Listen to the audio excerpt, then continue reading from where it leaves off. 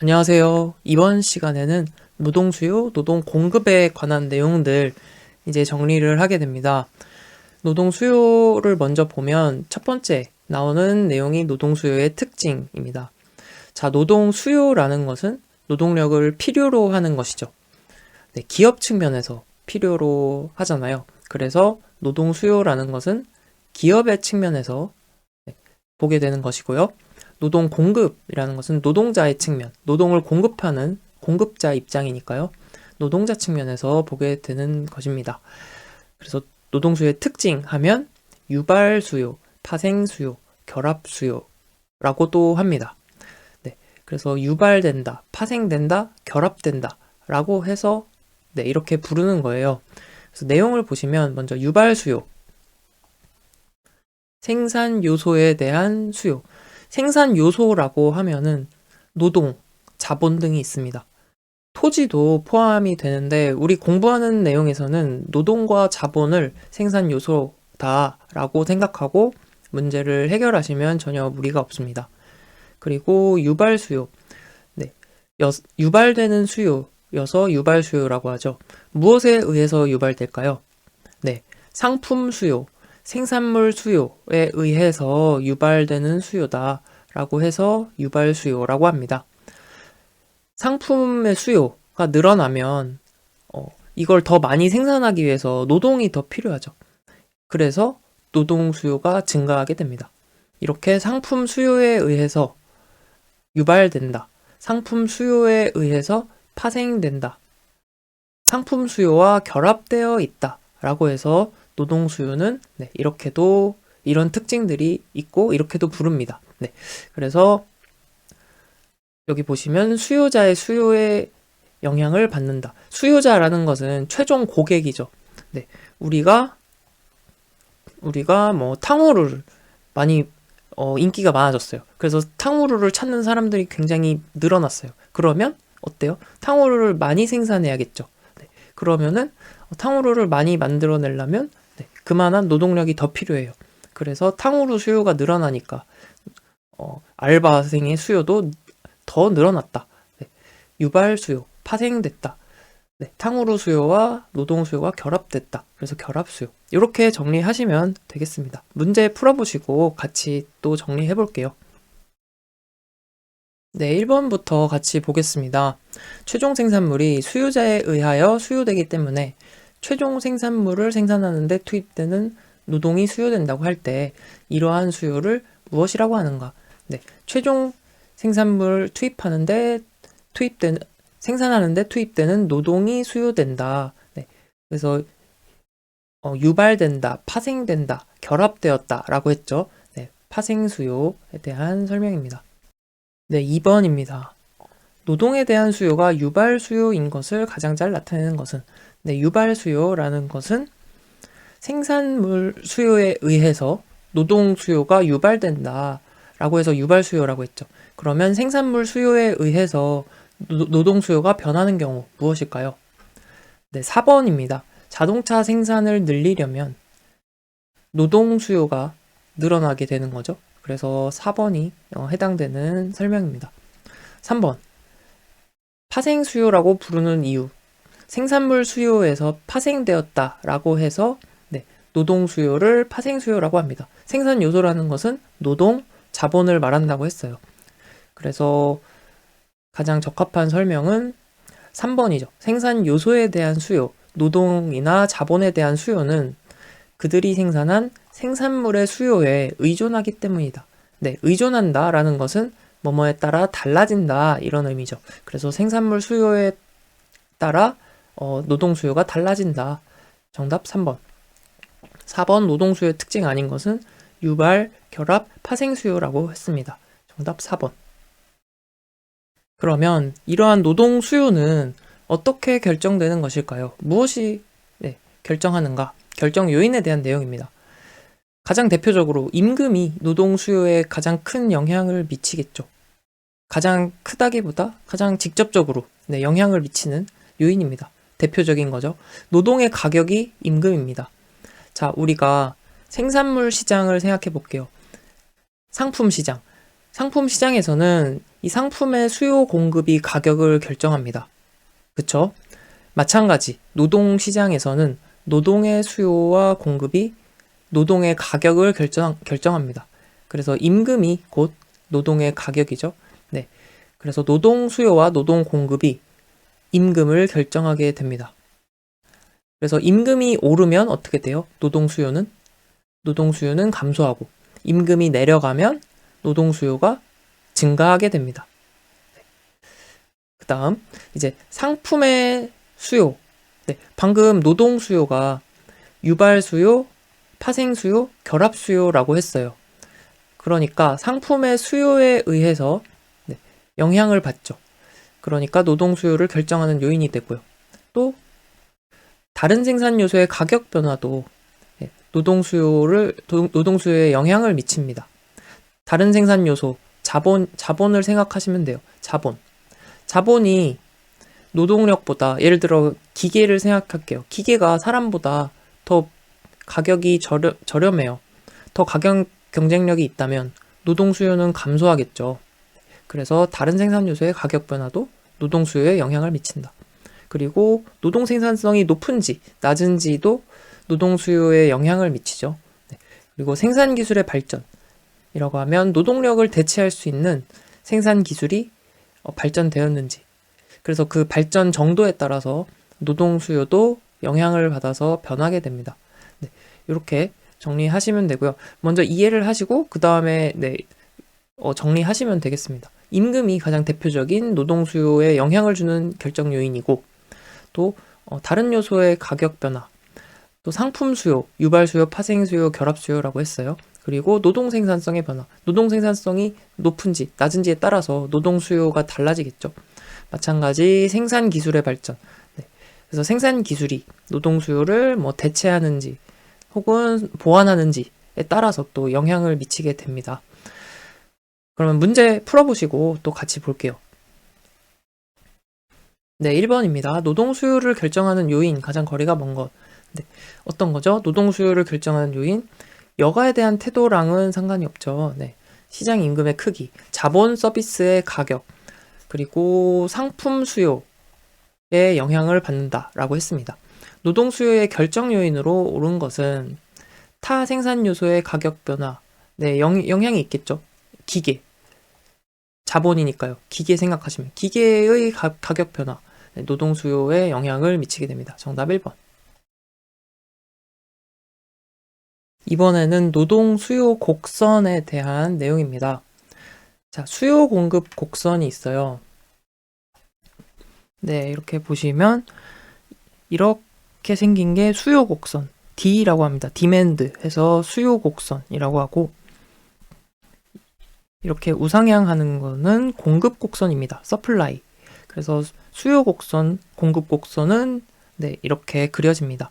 그리고 수요 공급은 이제 생산물 시장 그리고 노동 시장 동일합니다. 생산물 시장에서는 이 수요가 어떤 수요예요? 네, 생산물에 대한 수요가 되겠고, 공급은 이제 생산물에 대한 공급이 되겠습니다. 노동 시장에서는 노동 수요, 노동 공급, 이렇게 보시면 되고요.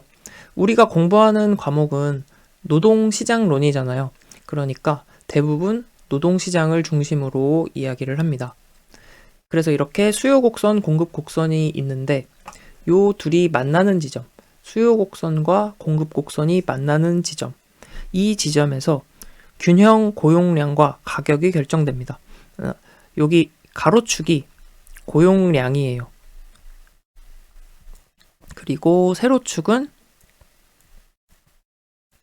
임금입니다. 그래서 이 지점이, 이만큼이 균형 고용량이 되겠고, 이 지점이 균형 임금이 됩니다. 그래서 요만큼이 균형 임금이 되겠죠. 요렇게 결정이 됩니다. 그런데 수요 곡선을 다시 한번 볼게요. 수요 곡선만 떼어놓고 다시 한번 볼게요. 여기가 고용량 임금이면 수요 곡선이 이렇게 있는데 수요 곡선이 오른쪽으로 이동했어요. 이렇게. 이 말은 수요가 늘어나는 것입니다. 그래서 D가 있고 이게 D'이 있으면 D'은 수요가 늘어나는 거예요. 수요가 더 많은 거죠. 수요 곡선 D가 왼쪽으로 이동했어요. 이러면 D2'이다 하면은 D2'은 수요가 줄어드는 것입니다. 그래서 오른쪽이나 위로 이동하면 우상향하는 것은 수요가 늘어나는 것. 그리고 좌하향으로 움직이면 수요가 줄어드는 것이다. 네, 공급 곡선도 마찬가지입니다. 공급 곡선은 이런 형태라 그랬죠. 그래서 공급 곡선도 우상향 하면 공급이 늘어나는 것. S'은 S보다 공급이 증가한 거죠. 공급이 감소하는 경우는 이렇게 S2'의 방향으로 움직이게 됩니다. 이렇게 이제 이해를 하시면 되는 거고요. 지금 우리가 이제 다룰 내용은 수요 곡선의 이동. 자, 수요 곡선이 이렇게 있어요. 그런데 수요 곡선이 위쪽이나 오른쪽, 그러니까 우상향으로 움직이면 이렇게 이동을 하겠죠. 이 T'은 수요가 늘어나는 것이라고 했어요. 그래서 이 노동 수요가 늘어나고 줄어드는 것, 이것을 이제 노동 수요의 변화라고 하죠. 이 노동 수요의 변화는 임금을 제외한 요인이 변화할 때 노동 수요의 변화라고 하고, 즉 다른 생산 요소의 가격 변화라든지 우리 앞에서 바로 전에 공부했잖아요. 다른 요소의 가격 변화에 따라 노동 수요가 변화하고, 또 생산물 수요에 의해서 노동 수요가 변화하고, 또 무엇에 따라 변했어요? 노동 생산성의 변화에 따라 노동 수요가 변화하고, 생산 기술 발전에 따라 노동 수요가 변화한다고 했어요. 그래서 이러한 상품 수요, 생산 기술 발전, 이런 영향으로 노동 수요가 변하면 이렇게 곡선 자체가 이동을 하게 됩니다. 그런데 한 가지 유의해야 될 거, 임금의 변화. 임금이 변할 때는 이 곡선 자체가 이동하는 게 아니라 이 지점에서 이 곡선을 따라 이동하는 거예요. 그래서 임금이 오른다라고 하면 이 곡선을 따라 이렇게 이동을 하겠죠. 임금이 내려간다라고 하면 이렇게 이동하는 거고요. 그래서 임금이 변하는 것은 노동 수요량의 변화라고 합니다. 노동 수요량의 변화. 그래서 이 노동 수요량의 변화는 이 수요 곡선 상에서 움직여요. 수요 곡선 위에서. 그래서 이 수요 곡선을 따라 움직이는 것이 임금의 변화다. 다시 한번, 임금의 변화는 노동 수요의 변화가 아니라 노동 수요량의 변화다. 그리고 이 수요 곡선 위에서 이동을 한다. 임금 이외의 요인이 변하면, 임금 이외의 요인이 변하면 노동 수요의 변화다. 그래서 곡선 자체가 이렇게 이동하게 되는 것이죠. 이 내용을 이제 정리하시면 되겠습니다. 그래서 임금을 제외한 요인의 변화는 노동 수요의 변화고, 노동 수요 곡선 자체가 이동하는 것. 임금이 변화하는 것은 노동 수요량의 변화라고 했죠? 그래서 노동 수요 곡선 위에서 이동을 한다. 요거를 잘 구분을 하시면 되겠습니다. 그러면 문제 풀어보시고요. 같이 또 정리해 볼게요. 1번 문제입니다. 노동 수요 곡선을 이동시키는 요인 아닌 것은? 임금은 곡선 상에서 움직이는 거죠. 노동 수요량의 변화. 2번, 노동 수요 곡선 자체를 이동시키는 요인 아닌 것, 임금이라고 했어요. 노동 수요 곡선이 이동하는 이유가 아닌 것은? 임금이라고 했어요. 임금은 곡선 위에서 움직인다. 4번으로 가야죠. 4번, 개별 기업 수준에서 노동에 대한 수요 곡선을 이동시키는 요인. 기술의 변화, 노동 수요에 영향을 미치죠. 임금의 변화는 노동 수요량을 변화시킨다. 곡선상에서 이동한다 라고 했고요.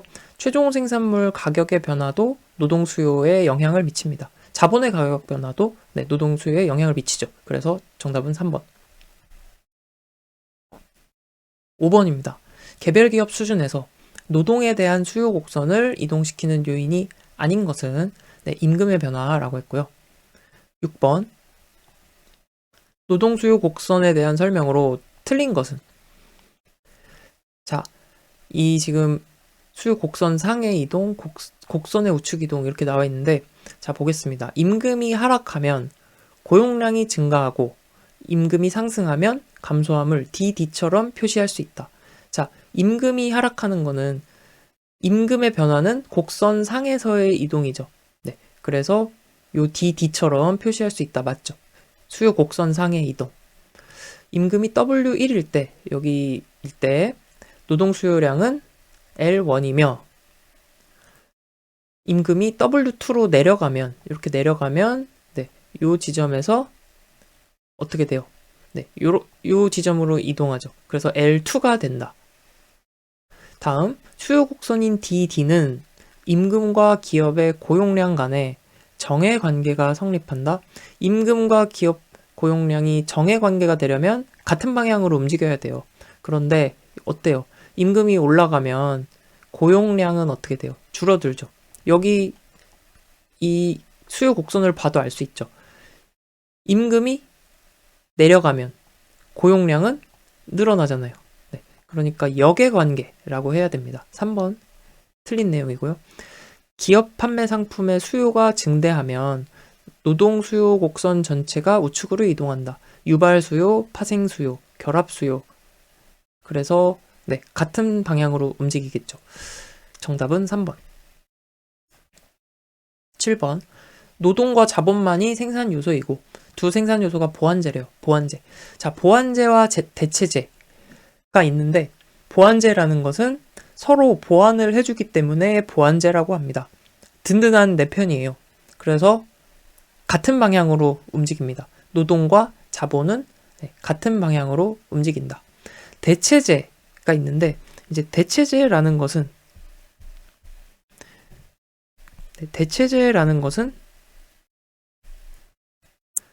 서로 대체할 수 있는 거예요. 나를 대체할 수 있는 것이 대체제가 됩니다.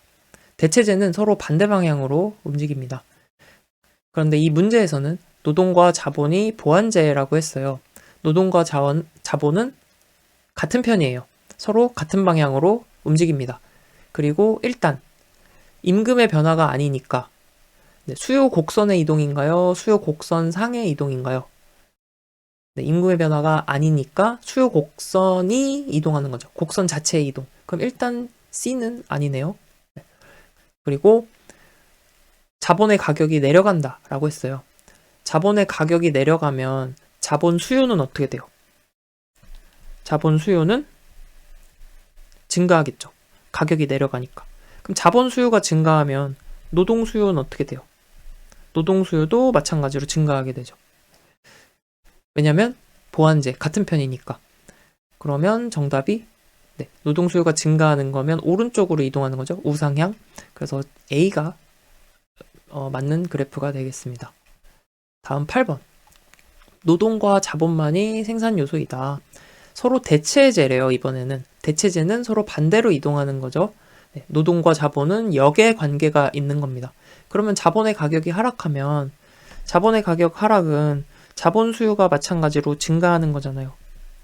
자본 수요가 증가하면 노동 수요는 어떻게 되는 거예요? 역의 관계, 대체제니까 노동 수요는 감소하게 됩니다. 그래서 노동 수요 감소는 노동 수요 곡선 자체가 이동하는 거죠. 어느 쪽으로? 왼쪽으로. 정답은 2번. 9번. 사용자의 부당 해고로부터 근로자 보호를 강화하는 정책을 실시한대요. 그러면 기업 입장에서는 고용을 더 안 하려고 하겠죠. 그래서 고용 수준이 감소되고 고용 수준이 감소되면 남아있는 직원들, 원래 있던 기존의 직원들의 근로시간은 더 늘어나겠습니다. 정답은 1번. 네, 이어서 단기, 장기 노동 수요 곡선입니다. 이 둘을 구분해서 이해하시면 돼요. 단기 노동 수요 곡선이라는 것은 고정 생산 요소가 있다라는 것을 전제합니다. 고정 생산 요소. 자, 우리가 생산 요소라고 하면 우리 두 가지만 고려해 보기로 했어요. 자본이랑 노동이죠. 그러니까 노동과 자본이 있는데 단기 노동 수요 곡선에서는 자본이 고정되어 있다라고 생각하는 거예요. 네. 즉, 고정된 생산 요소가 존재한다. 네. 이것을 전제로 한다라는 것이고요. 왜냐하면 짧은 시간 내에 단기적으로는 생산 요소 투입량을 변화시키는 게 어려워요. 짧은 시간 내에, 단기간 내에 기계를 도입하는 게 쉽지 않잖아요. 네. 그렇기 때문에 단기 노동 수요 곡선에서는 자본의 고정을 전제로 한다. 다음, 장기 노동 수요 곡선에서는 고정된 생산 요소가 없습니다. 모든 생산 요소의 투입이 가변적이다. 즉, 자본의 투입이 가변적입니다. 장기적으로 보면 자본의 투입이 증가할 수도 있고 감소할 수도 있습니다. 노동 투입도 마찬가지고요. 네. 이렇게 구분을 하시면 됩니다. 그렇다면 기업에서 장기 노동 수요 곡선은 탄력적일까요? 비탄력적일까요? 탄력적이라는 건 변화에 유연한 거고, 비탄력적이라는 건 변화에 덜 유연한 거죠. 좀 변화에 경직돼 있는 거예요. 자, 장기 수요 곡선에서는 고정된 생산 요소가 없다라고 했습니다. 장기적 관점으로는 모든 요소들이 다 변화할 수 있다라는 거잖아요. 그런데 단기적으로는 고정 생산 요소가 존재해요. 단기적 관점에서는 생산 요소의 변화가 쉽지 않아요. 그럼 어떤 게 더 탄력적이에요? 그렇습니다. 장기 수요 곡선이 더 탄력적이다. 이렇게 정리하시고요. 문제를 먼저 풀어보신 다음에 또 같이 정리해 보겠습니다. 네, 1번 문제. 기업에서 단기 노동 수요를 증가시키는 요인. 네, 단기는 이렇게 괄호를 쳐도 됩니다. 별다른 얘기가 없으면 이제 단기를 말하는 거예요. 그래서 노동 수요 증가시키는 요인 하면은 뭐였어요? 네, 상품 수요. 그래서 유발 수요, 파생 수요, 결합 수요의 특징을 갖는다라고 했어요. 노동 수요는. 정답은 1번. 노동에 의해 생산된 상품의 가격이 상승하면, 생산품의 가격이 상승하면 일어나는 현상. 자, 생산품 가격이 오르면 기업 입장에선 어때요? 기업 입장에서 더 많이 생산하려고 하니까 그러면 노동 수요도 증가하겠죠. 완전 경쟁 기업의 단기 노동 수요 곡선은 다음 중 어느 곡선의 일부인가? 요거는 우선 문제 자체로 그냥 암기하고서 뒤에서 공부를 좀 자세히 해볼게요. 자, 단기 노동 수요 곡선은 완전 경쟁 시장에서는 완전 경쟁 시장에서 단기 노동 수요 곡선은 VMP, MRP랑 같다. 네.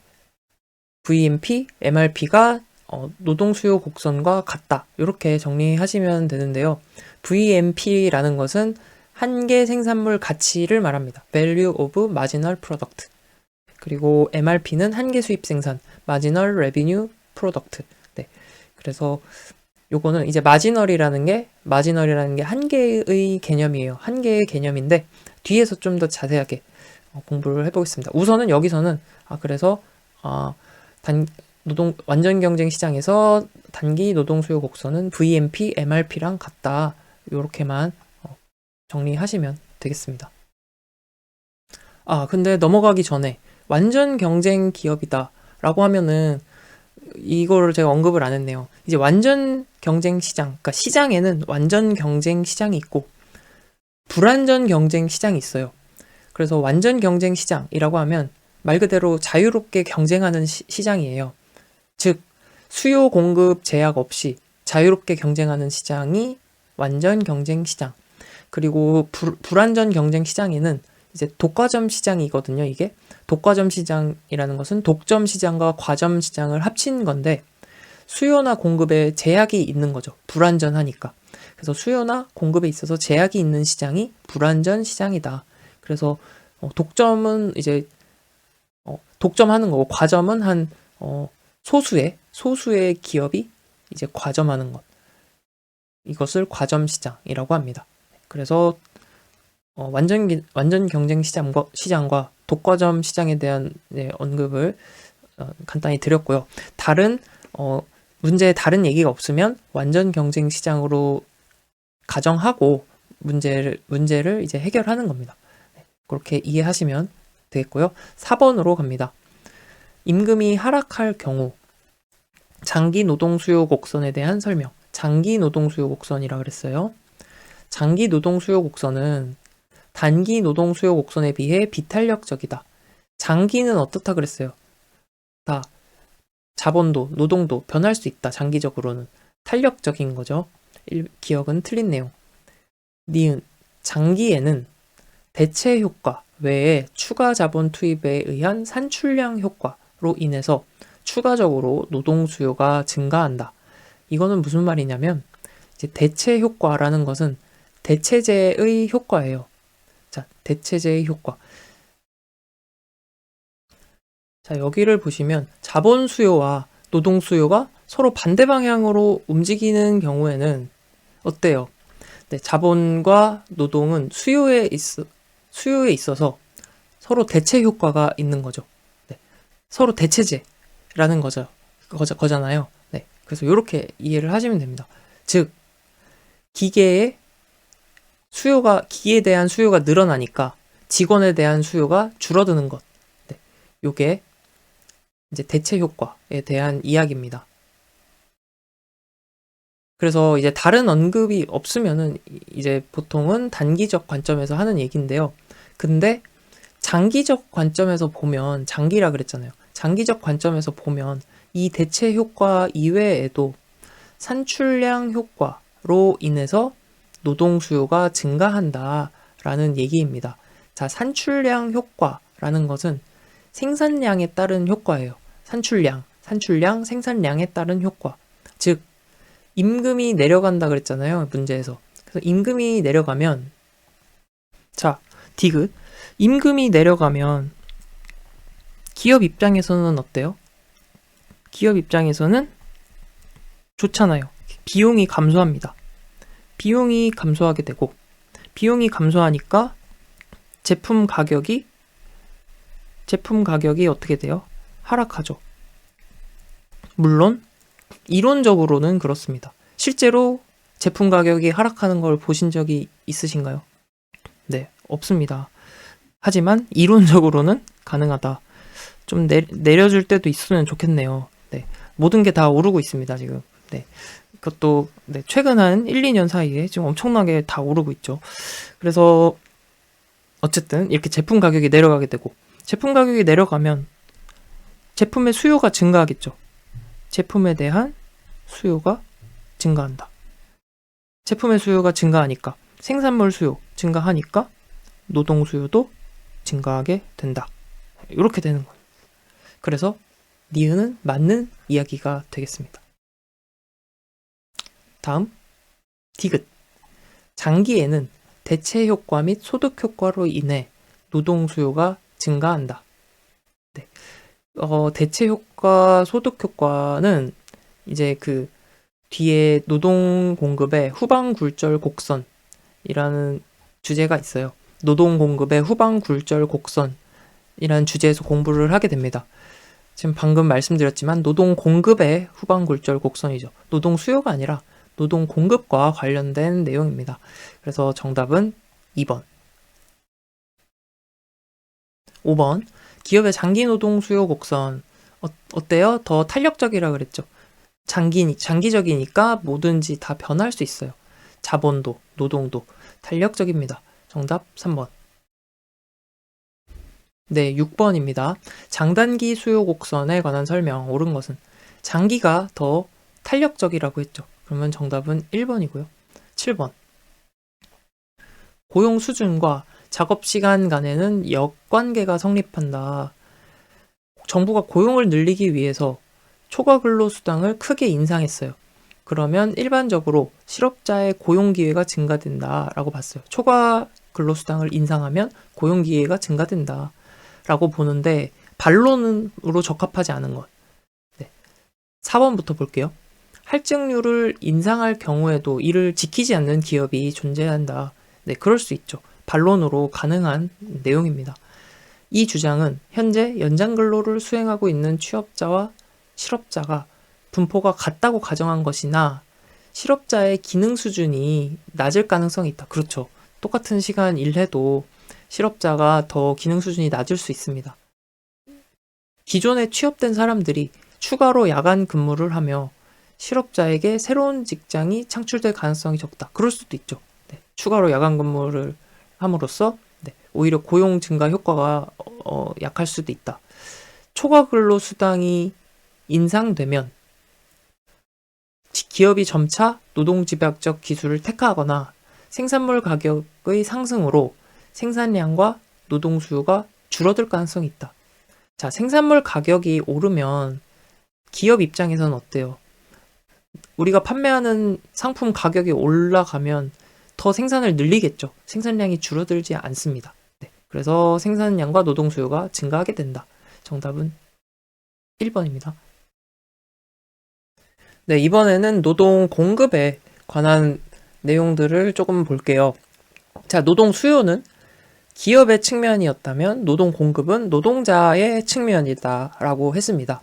그래서 자, 한 가지 말씀을 드릴 내용이 있는데 수요 공급 관련해서 이제 노동 수요, 노동 공급 곡선, 수요 공급 곡선, 노동 수요 곡선이고요. 노동 공급 곡선입니다. 여기서는 이제 고용량이 되겠고요. 세로 축은 뭐라 그랬죠? 네, 임금이라고 했습니다. 그래서 이렇게 수요 공급 곡선이 있는데 좀 다시 그려볼게요. 이렇게 노동의 수요와 노동의 공급이 만나는 지점에서 균형 고용량과 균형 임금이 결정된다라고 했습니다. 그런데 이제 만약에 수요가 증가한다라고 하면은 우리가 임금이 어떻게 될까요? 수요가 증가한다라는 것은 수요 곡선이 우상향 방향으로 이동하는 겁니다. 이렇게 이동을 했다. 그러면 노동 수요와 노동 공급의 균형점이 여기로 이제 이동을 하게 되죠. 그러면 이 지점에서 임금은 어떻게 돼요? 임금은 올라가게 되죠. 균형 고용량은 증가하게 됩니다. 요만큼. 임금은 요만큼 늘어나고요. 반대로 노동 수요가 감소하면 임금 어떻게 될까요? 이렇게 되는 거죠. 좌측으로 이동하니까. 그러면 요 지점이 균형 임금 지점이 됩니다. 이 지점에서 임금이 결정돼요. 그럼 임금이 요렇게 요만큼 줄어들게 되고요. 균형 고용량도 마찬가지. 요게 되니까 이만큼 줄어들게 되는 것이죠. 네. 공급 곡선도 마찬가지입니다. 공급 곡선이 공급이 증가해요. 그러면 공급 곡선이 우측으로 이동하는 겁니다. 그러면 임금이 어떻게 돼요? 임금이 요만큼이었다가 이제 요렇게 줄어드는 거죠. 그래서 이만큼 감소하게 되는 겁니다. 임금이 낮아지는 거죠. 고용량은 어떻게 될까요? 고용량은 원래는 이만큼이었는데 이만큼으로 더 증가하게 됩니다. 요렇게. 그래서 이제 공급이 증가하는 경우고 공급이 감소하는 경우도 마찬가지. 이렇게 보면 S2'이라고 하면 요 지점에서 이제 공급 곡선이 이동한 거죠. 요 지점에서 균형점이 여기로 이동했어요. 그러면 임금은 올라가는 거고요. 균형 고용량은 이만큼 낮아진다. 네. 요거를 이제 이해하시고요. 그 문제를 풀어보시면 되겠습니다. 먼저 문제를 한번 풀어보시고 그리고 나서 같이 또 정리해보면 좋겠습니다. 네, 그래서 1번부터 이제 문제를 볼 텐데요. 노동 공급의 결정 요인이라고 했어요. 노동 공급의 결정 요인, 경제활동 참가. 자, 노동 공급이라는 의미는 경제활동에 참가한다라는 의미라고 볼 수 있죠. 그래서 여기에 대한 설명, 사실과 먼 것은 비근로소득이 클수록 경제활동 참가는 낮아지고요. 네. 취약전 자녀 많을수록 경제활동 참가가 낮아지겠죠. 교육 수준 높을수록 경제활동 참가는 증가하고요. 기업의 노동시간이 신축적일수록 노동 공급이 증가하게 됩니다. 하루에 4시간만 근무를 해도 되고 어떤 날은 내가 원하는 대로 6시간 근무해도 되고 아이들이랑 지내는 시간에 맞춰가지고 내 근무 시간을 신축적으로 활용할 수 있어요. 그러면 내가 경제활동을 할 가능성이 더 높아지겠죠. 2번 문제. 경제활동 참가에 영향을 주는 요인을 모두 고른 것은. 근데 요거는 이제 보면 이해가 되는 내용들입니다. 여가에 대한 상대적 가치. 일을 하는 게 여가보다 더 가치 있는 일이다 라고 하면은 일을 하겠죠. 그래서 영향을 주는 요인 맞고요. 비근로소득 발생. 비근로소득이 클수록 일을 안 하려고 하고, 비근로소득이 없으면 일을 해야겠죠. 단시간 노동의 기회도 마찬가지입니다. 여기 요 4번이랑 비슷한 맥락이죠. 아이들이 있는데 아이들과 보내는 시간도 중요하고, 그래서 아이들도 케어해야 되고 하니까 단시간 노동의 기회가 많을수록 경제활동 참가가 더 높아진다. 정답은 4번이고요. 3번 문제입니다. 우리나라 여성의 연령별 경제활동 참가율은 남성과 달리 자녀와 출산, 육아기에 현저한 차이를 보인다. 네, 그래서 이렇게 M자 형태를 보인다라고 했어요. 네, 그래서 출산하고 이제 육아기에 이렇게 뚝 떨어지는 형태를 보인다라고 해서 M자형으로 설명을 하고 있습니다. 네, 요게 이제 30대 중후반에 이제 M자 요 계곡 부분이 나타났다라고 하는데요. 이게 또 연도 통계마다 조금씩 다릅니다. 그런데 이제 뭐 2019년 2009년, 10년 이때 조사랑 2014년, 2015년 조사가 이제 연령대가 조금씩 달라져요. 그래서 20대 후반이었다가 점점 연령이 어떻게 되죠? 네, 늦어집니다. 왜냐면 혼인 그 연령이 점점 늦어짐에 따라 이 출산 육아기도 같이 늦어지는 거죠. 그래서 M자형이고요. 4번 기혼 여성의 경제활동 참가율에 관한 설명으로 틀린 것은? 남편의 소득이 높을수록 경제활동 참가를 안 할 가능성이 높고요. 가계 생산 기술의 향상. 가계 생산 기술 하면 뭐죠? 네, 집에서 그 활용하는 기술들. 네, 로봇 청소기, 식기 건조기 이런 것들 기술이 향상될수록 가사 일을 덜 해도 되니까 경제활동 참가율이 높아지겠죠. 2번이 틀린 내용입니다. 교육 수준이 높으면 경제활동 참가율 높아지고 자녀 연령이 높을수록 더 신경 쓸 일이 적어지니까 경제활동 참가율 높아진다. 다음 기혼 여성의 경제활동 참가율을 높이는 요인과 거리가 먼 것. 가사노동 대체 비용이 낮아지면 비용이 적게 드니까 경제활동 참가율이 높아지겠죠. 남편의 소득이 증가할수록 경제활동 참가율은 오히려 낮아지는 경향이 있습니다. 그래서 2번이 틀린 내용이고요. 3, 4번 아까 했던 얘기들입니다. 6번 문제 마찬가지. 6번도 배우자의 소득 증가가 가장 먼 이유고요. 7번 기혼 여성의 경제활동 참가 증가 요인. 임금이 오르면 일을 더 많이 하고 보상 요구 임금의 상승이라고 했는데 보상 요구 임금이라는 것은 보상을 요구하는 임금, 받고 싶은 임금 수준이 높아졌다는 거예요. 보상 요구. 내가 직장을 나가는데 가사 일에 대한 보상으로 이 정도는 받아야지 라고 요구하는 임금 수준이 보상 요구 임금입니다. 그래서 보상 요구 임금이 높아지면 어때요? 경제활동 참가하기가 더더 어려워지겠죠. 내가 희망하는 임금이 높아지는 거니까. 그래서 2번이 이제 해당되지 않는 내용입니다. 남편 소득이 감소하면 이제 돈 벌러 나가야 되고 파트타임 고용시장 발달은 탄력적 근무, 시간 유연제 근무랑 연관되는 내용입니다.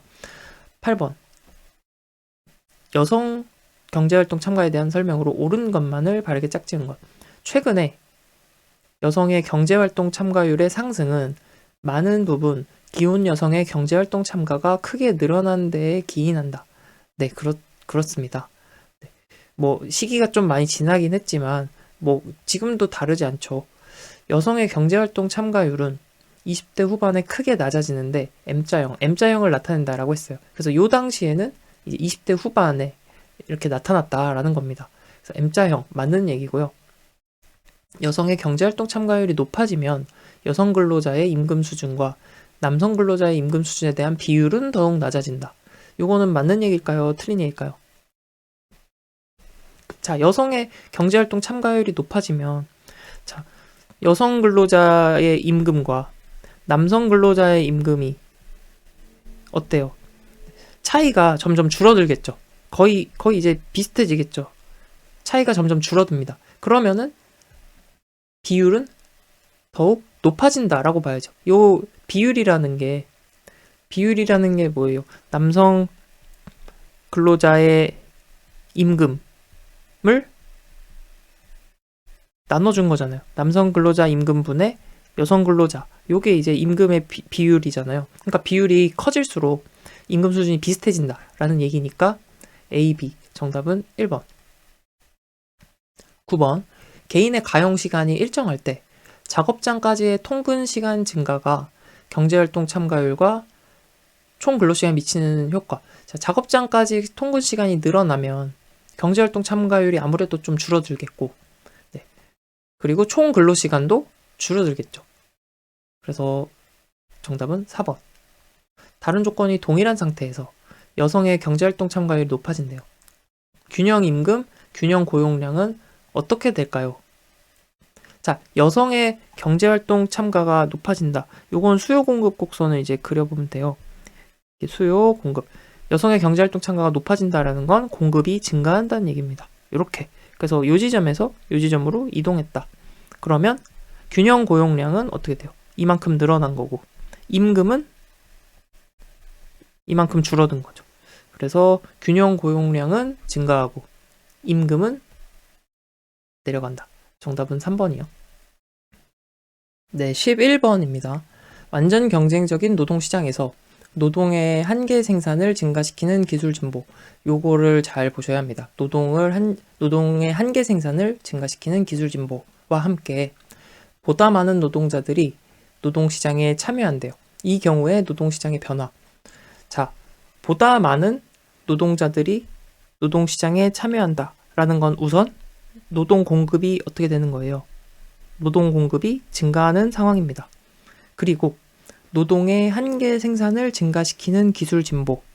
자, 이 말은 보통 기술의 진보라고 하면 기술이 발전할수록 노동 수요가 감소한다 라고 생각할 수 있는데 여기서 뭐라 그랬어요? 노동의 한계 생산을 증가시키는 기술 진보라고 했습니다. 자, 한계 생산을 증가시킨다라는 의미는 그러니까 뒤에서 한계 생산을 다룰 건데 간단히만 이제 언급을 하면 이제 추가 단위당 생산량의 변화예요. 단위당 생산량의 변화. 즉 단위라는 것은 이제 여기선 노동이니까 노동력이죠. 그럼 노동력 한 명이라고 생각할 수 있습니다. 노동력 한 명을 투입할 때 생산량이 얼마나 변하는지를 의미하는 게 한계 생산인데 여기서는 한계 생산을 증가시킨다 그랬어요. 기술 진보가. 기계를 도입했는데 노동력의 생산량을 증가시킨다는 거죠. 노동력 한 명을 더 투입했을 때 이윤이 더 커진다라는 의미입니다.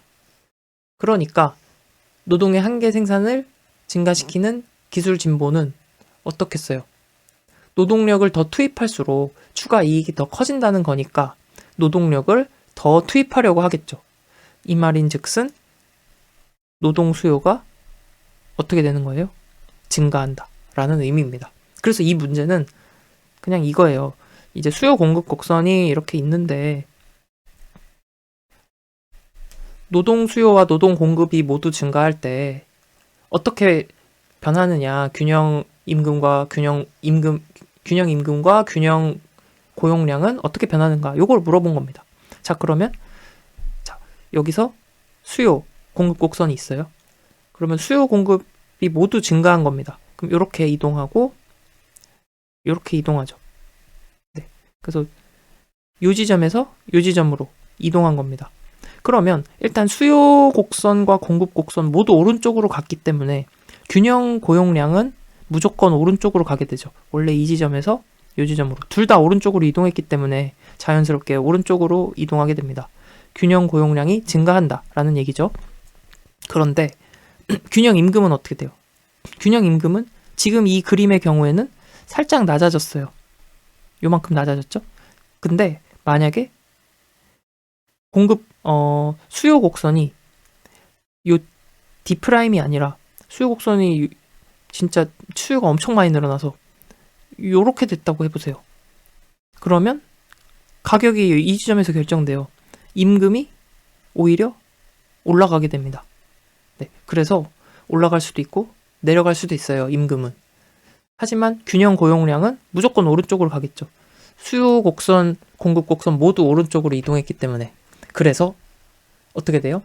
균형 임금은 알 수 없다.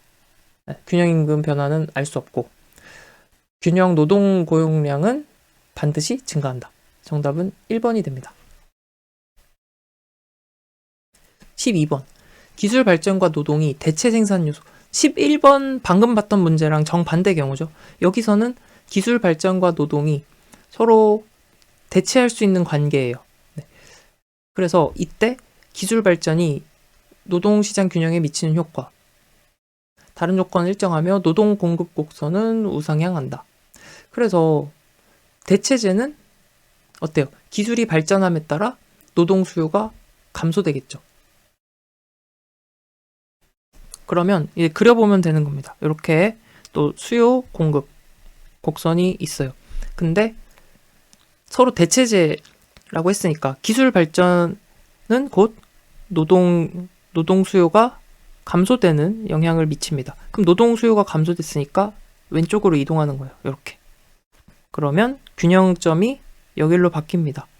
이렇게 이동했어요. 균형점이. 여기는 네. 임금은 내려가고 균형 고용량은 네, 줄어들죠. 네, 이렇게 됩니다. 그래서 균형 고용 수준, 임금 모두 하락한다. 13번.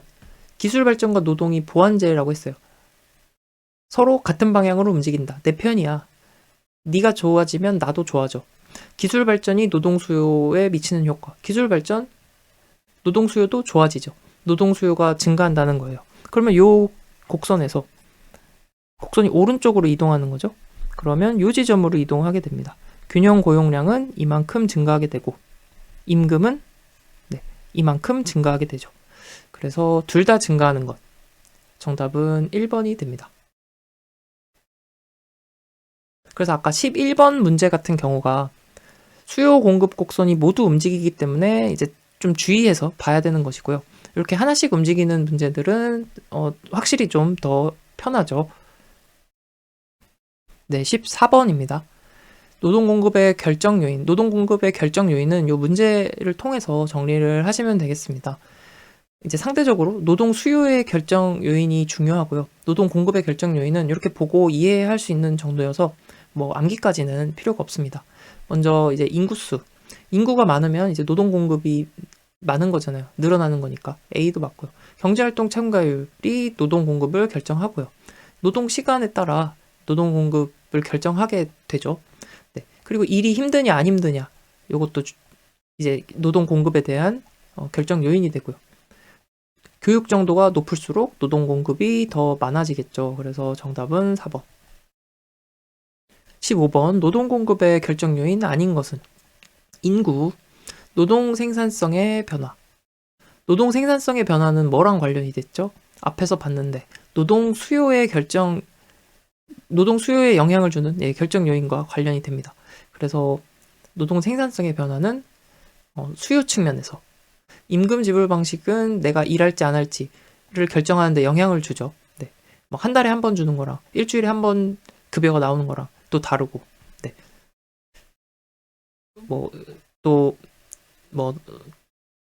갑자기 생각이 안 나네요. 네. 또 뭐 성과 중심으로 주는지 아니면 뭐 시간에 따라 주는지 이것도 다 달라지겠죠.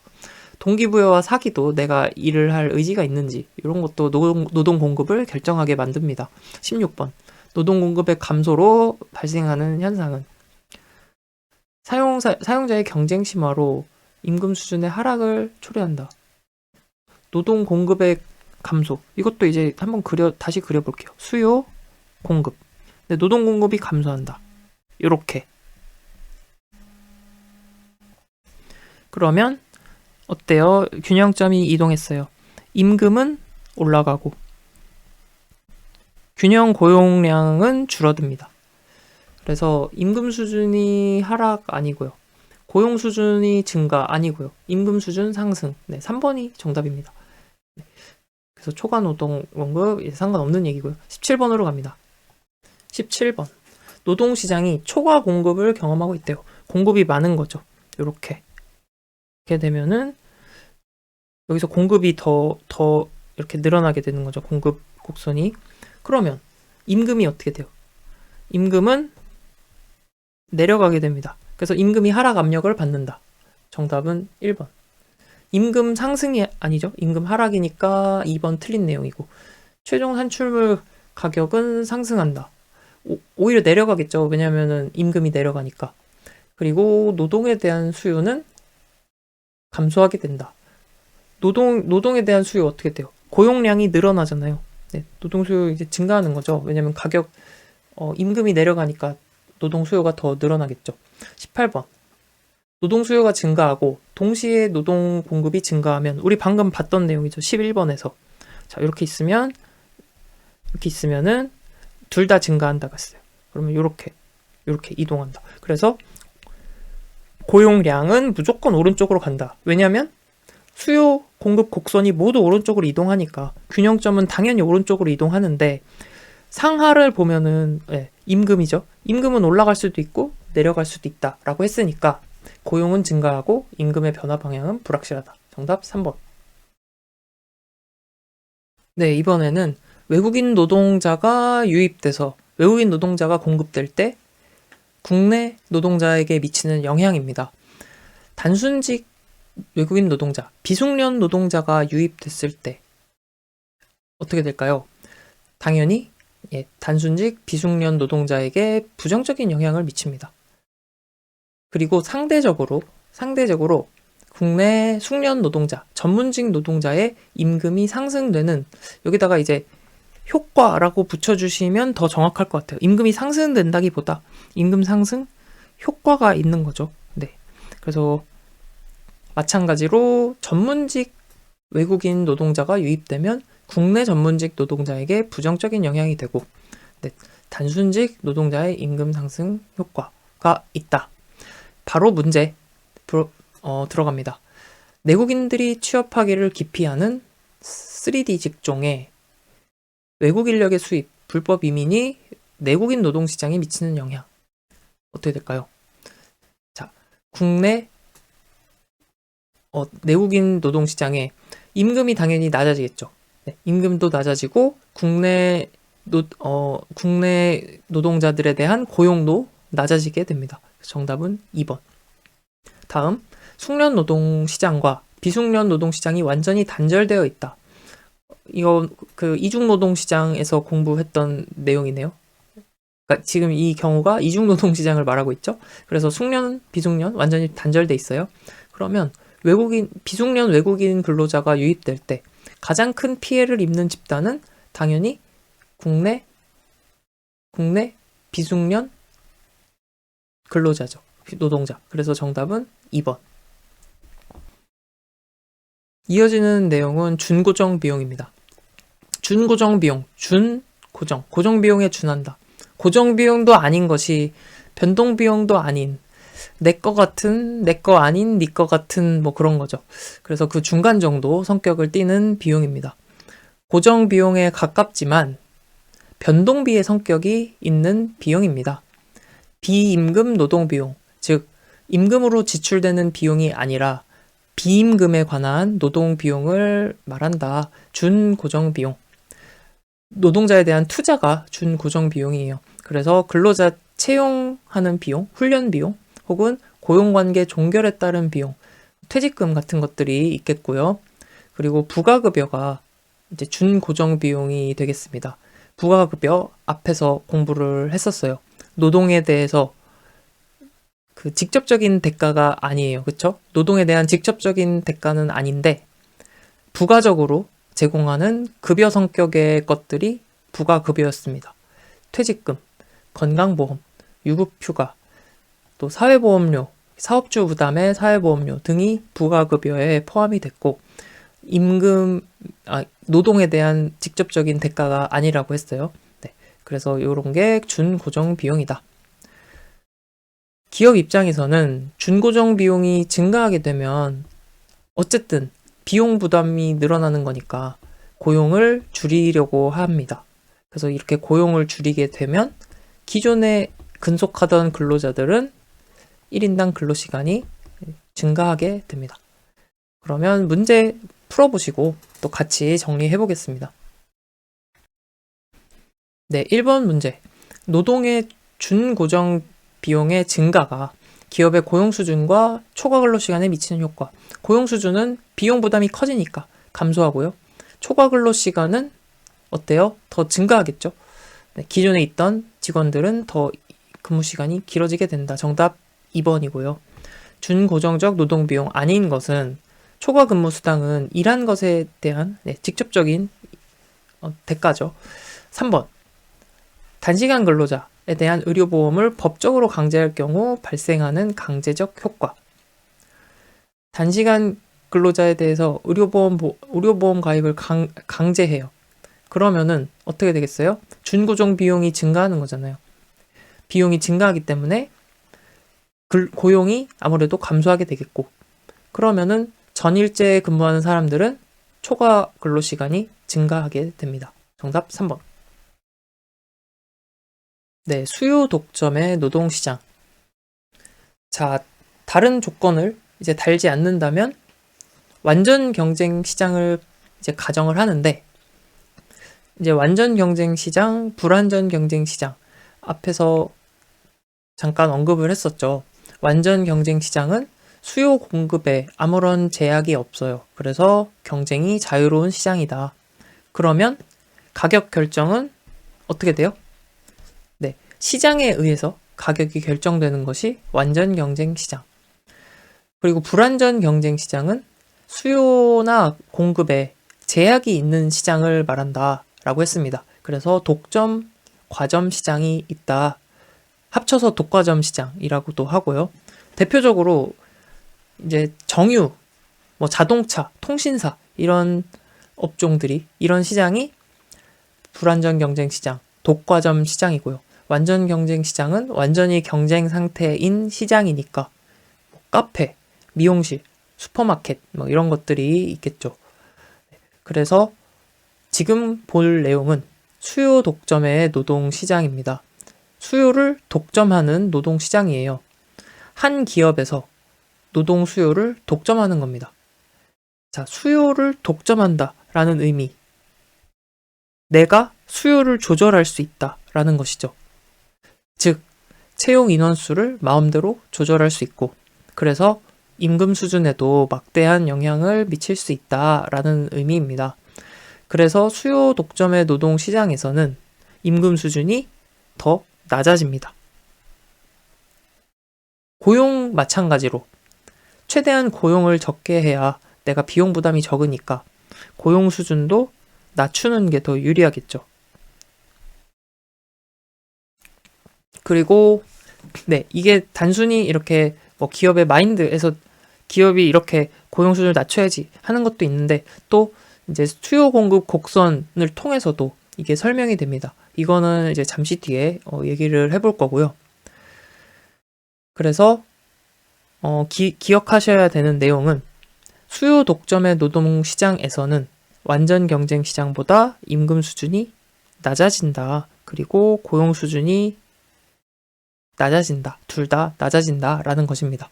네, 요거를 기억을 해두시기 바랍니다. 그리고 이제 수요 독점 노동 시장의 경우에는 최저임금제 도입 시에 근로자에게 유리합니다. 그래서 이 말인즉슨 또 고용이 증가한다라는 것도 한번 메모를 해두시기 바랍니다. 최저임금제 도입 시 고용이 증가한다.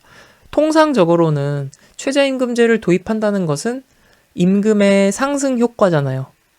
그렇기 때문에 임금이 상승하면 기업 입장에서는 노동 수요를 줄이잖아요. 그런데 수요 독점의 노동 시장에서는 최저임금제 도입 시에 고용이 증가한다.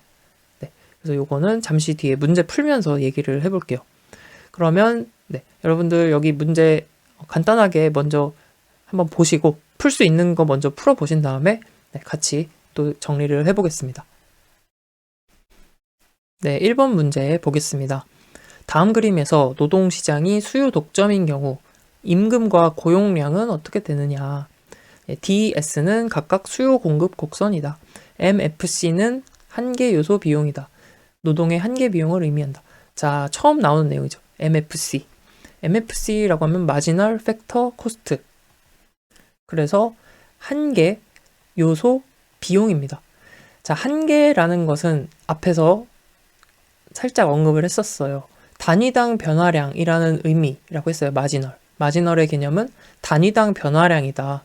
그리고 요소라고 하면 생산 요소, 즉 여기서는 노동을 의미합니다. 그래서 한계 노동 비용이라고 해도 같은 의미예요. 마지널 팩터 코스트, MFC인데 즉 노동이 단위당 변화량, 한 단위씩 변할 때마다 발생하는 비용을 한계 요소 비용, 한계 노동 비용이라고 합니다. 다시 노동이 한 단위씩 변할 때마다 발생하는 비용, 한 명 더 고용할 때 추가되는 비용을 말합니다. 그래서 요 곡선이 지금 MFC라고 했잖아요. 한계 요소 비용. 그 말인 즉슨 요소가 하나씩 늘어날 때마다, 자 보세요. 고용량이 조금씩 늘어나고 있죠. 이렇게 늘어날 때마다 요 비용이 늘어나는 것을 표현한 곡선입니다. 다시 고용량이 이렇게 증가함에 따라 비용도 증가하고 있죠. 네, 요거를 표현한 게 한계 요소 비용이다. 네, 단위당 노동의 변화량에 따른 비용. 그래서 다시 돌아와서 문제로 이제 보면은 완전 경쟁 시장에서는 균형 가격 결정이 어떻게 됐어요? 균형 임금 결정이? 네. 완전 경쟁 시장에서는 수요 곡선, 노동 수요 곡선과 노동 공급 곡선의 만나는 점, 이 균형점에서 균형 가격이 결정되고 균형 고용량이 결정됐습니다. 그래서 균형 임금, 균형 가격이라고 그랬죠. 균형 임금입니다. 네. 그래서 균형 임금은 WC가 되고 균형 고용량은 EC. 요게 되죠. 네. 그런데 이제 수요 독점 시장은 상황이 좀 다르죠. 수요 독점 시장은 내가 유일한 수요자입니다. 그러니까 내가 임금도 더 적게 주고 싶고 고용량도 최대한 적게 할 거야. 그래서 완전 시장과는 다른 메커니즘으로 결정이 되겠죠. 자, 노동 공급 곡선에 의해서 고용량이 결정되는 게 아니에요. 요 한계 요소 비용 곡선에 의해서 고용량이 정해집니다. 왜냐하면 수요 독점 시장에서는 시장의 공급을 고려할 필요가 없어요. 대신에 나의 비용을 고려해가지고 가장 이익이 되는 지점을 찾아야죠. 다시 수요 독점 시장에서는 시장의 노동 공급을 고려할 필요가 없어요. 오직 나의 비용 효율만 따지면 되잖아요. 그러니까 내 비용을 고려해서 가장 이익이 되는 지점을 찾는다. 즉 나의 비용 곡선, 한계 요소 비용 곡선을 가지고서 최적의 가장 이윤이 극대화할 수 있는 지점을 찾는 겁니다. 그래서 나의 수요는 이렇게 있죠. 나의 수요와 나의 비용, 이게 비용이죠. 나의 수요와 나의 한계 요소 비용, 요걸 고려했을 때 나에게 가장 최대한 이익 효율적인 이윤이 극대화되는 지점, 바로 요 지점이 되겠죠. 요 지점이 수요 독점 노동시장의 균형점이 됩니다. 그래서 임금은 이렇게 되고 고용량이 이렇게 되는데 우선 고용량은 이전보다 더 줄어드니까 이제 EL만큼 고용하면 돼요. 그런데 임금은 이게 무슨 일이에요? 더 올랐잖아요. 그러니까 나는 이렇게 더 오른 임금을 주고 싶지가 않아요. 최대한 적게 줘야 되잖아요. 그래서 임금을 이만큼 주는 것이 아니라 어떻게 돼요? 원래 공급 곡선은 시장의 공급 곡선은 요거니까 요거에 맞춰서 요만큼만 줘도 된다는 거죠. 내가 수요 독점자니까. 그래서 내가 유리한 대로 이 한계 요소 비용 곡선과의 균형점에서 고용량은 내가 줄여도 되니까 고용량은 줄이고 임금은 여기 공급 곡선에 맞춰서 WM으로 임금이 정해진다. 이렇게 기업 입장에서 유리한 대로 선택하는 거죠. 다시 정리할게요. 수요 독점 시장에서는 한 개 요소 비용에 맞춰서 고용량을 정하고, 그리고 임금은 여기 공급 곡선에 따라서 임금을 정하게 됩니다. 이게 더 유리하기 때문에. 그래서 완전 경쟁 시장보다 임금은 어떻게 돼요? 임금도 낮아졌죠. 원래 균형점은 여긴데 이렇게 변했으니까 임금도 낮아지고, 고용량도 이렇게 변했으니까 줄어들었죠. 그래서 앞에서 우리가 얘기했잖아요. 요 위에서 완전 경쟁 시장보다 임금 수준이 낮아지고 고용 수준도 낮아진다 라고 한 얘기가 이제 이 맥락에서 나온 얘기입니다. 그래서 요 그래프로 이제 요 곡선으로 이제 이해를 하실 수가 있습니다. 그래서 정답은 어떻게 되죠? 임금이 WM이 되고 고용량은 EL이 된다. 정답은 4번. 2번. 노동시장이 완전 경쟁인 경우와 수요 독점인 경우의 비교. 자, 수요 독점인 경우 어떻다고 했어요? 임금도 내려가고 고용 수준도 내려간다. 그래서 정답은 4번. 3번. 정부가 임금을 인상시킬 때 오히려 고용이 증대되는 경우는, 자, 최저임금제가 임금 인상 효과가 나타나는 거잖아요. 최저임금제. 그러니까 최저임금제를 시행할 때 오히려 고용이 증대되는 경우는 수요 독점의 노동시장이다. 그래서 이 경우는 이제 왜 그럴까요? 자, 또 그림을 그려서 한번 볼게요. 앞에 요 그림에서 볼게요. 자, 수요 독점 노동 시장에서 균형점이 어디였어요? 균형점. 자, 임금은 WM이 되고 고용량은 EL. 요 지점이 균형점이었어요. 그쵸? 수요 독점의 노동 시장에서는. 그런데 최저임금제 실시로 WC가 됐다고 해볼게요. 최저임금이 여기다. 그래서 요 밑으로는 급여를 줄 수가 없어요. 그러면은 임금이 여기 있다가 이렇게 올라간 거죠. 이렇게 올라갔습니다. 그러면 기업 입장에서는 고용량을 얼만큼으로 하는 게 좋겠어요? 요 지점이니까. 기왕 임금이 이렇게 올랐으니까 요 지점으로, 수요 곡선과 만나는 요 지점으로 가는 것이 가장 이윤을 극대화할 수 있는 지점이 되겠죠. 그래서 수요 독점 노동 시장에서는 최저임금제를 실시할 경우 고용량이 이렇게 변하게 되니까 고용을 증가시키는 효과가 있습니다. 이렇게 설명이 되는 거예요. 이해가 되시죠? 그래서 수요 독점의 그래서 이해가 되셨으면 이제 암기를 하시면 됩니다. 수요 독점의 노동 시장은 오히려 최저임금제를 실시할 때, 혹은 정부가 임금을 강제로 인상시킬 때 고용이 증가하게 된다. 4번으로 갈게요. 최저임금제 도입이 근로자에게 유리하게 될 가능성이 높은 경우는 수요 독점 노동시장이라고 했어요. 다음 중 시장 균형 임금보다 임금 수준이 높게 유지되는 경우에 해당되지 않는 것은, 자, 인력이 부족하다라는 것은 노동 공급이 적은 거잖아요. 그거는 이제 시장 균형 임금보다 임금 수준이 높게 유지되는 게 아니라, 자, 수요 공급이 있으면 공급이 부족한 거잖아요. 이게 공급 곡선이니까 공급이 이렇게 부족한 거죠. 그러면 이거는 뭐예요? 균형 임금이 올라가는 거지, 균형 임금보다 임금 수준이 높은 게 아니죠. 그냥 균형 임금이 올라가는 상황이에요. 그래서 1번이 틀린 내용이네요. 노동조합이 존재하면 시장 균형 임금보다 더 높은 임금으로 이제 교섭을 하게 되겠죠. 최저임금제 시행도 마찬가지. 시장 균형점보다 더 높은 임금을 강제로 지급하도록 하는 것이 최저임금제고, 효율성 임금 정책은 고임금 정책이라고 했어요. 그래서 균형 임금보다 높은 임금을 이제 제공하는 것. 6번. 최저임금 인상이 고용을 증가시킬 수 있는 경우는 수요 독점의 시장을 말하는데 여기에 수요 독점에 대한 얘기가 있을까요? 없네요, 여기는. 그러면 여기서는 이제 또 그림을 그려서 이제 확인을 해보면 됩니다. 자, 이렇게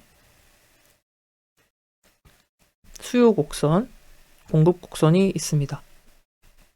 1번. 노동 공급 곡선이 우상향한대요. 그러면 이렇게 되겠죠? 노동 공급 곡선이 이렇게 이동을 합니다. 이 경우에 높아진 임금의 노동 공급이 증가할 경우, 높아진 임금의 노동 공급이 증가할 경우. 좀 이상하죠? 자, 임금이 어떻게 돼요? 임금이 낮아졌어요. 높아진 임금이란 말이 틀린 말이네, 아예. 다음, 노동 공급 곡선이 우상향할 때 최저임금 인상과 별개로 노동 수요가 동시에 크게 증가할 경우. 자, 노동 수요가 크게 증가했대요.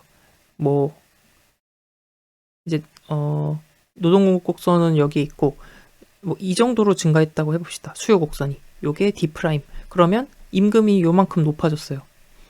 그러면 어때요? 지금 고용량이 늘어났고 고용량이 여기에서 여기로 늘어났죠. 임금도 여기에서 이만큼으로 늘어났어요.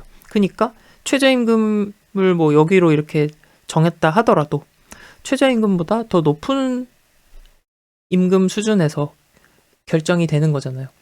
그러니까 2번이 맞는 얘기네요. 네. 그래서 2번이 맞는 얘기가 되겠습니다. 그리고 최저임금이 시장 균형 임금 수준보다 낮은 경우, 네. 이 경우는 최저임금을 높였을 때 이제 고용을 증가시키는 것이 아니죠. 네. 왜냐하면 여기서 수요 독점 시장을 가정한 게 아니니까 통상적으로는 네, 고용이 이제 줄어들겠다. 4번. 노동 공급 곡선이 수직인 경우. 노동 공급 곡선이 수직인 경우는 자, 이런 경우인데요. 이렇게 되는 거예요. 공급 곡선이. 원래는 이렇게 우상향인데 이렇게 되면은 어때요? 노동 공급량이 일정한 거잖아요. 네. 그렇기 때문에 노동 공급이 비탄력적이다. 그래서 네, 고용을 증가시키는 것과 관련이 없습니다. 정답은 2번. 여기까지 해서 수요 독점의 노동시장까지 정리했습니다. 그래서 잘 이해를 하시면 되는 내용들입니다. 오늘 공부한 내용들은. 그래서 혹시 좀 잘 이해가 안 되시는 부분이 있으시다면 다시 좀 차근차근 다시 보시면서 정리하시면 좋겠습니다. 오늘도 장시간 동안 공부하시느라 정말 수고 많으셨고요. 이렇게 같이 공부할 수 있어서 이번 시간에도 여러분들께 감사드립니다. 다음 영상에서 또 더 재밌게 공부할 수 있도록 준비하도록 하겠습니다. 감사합니다.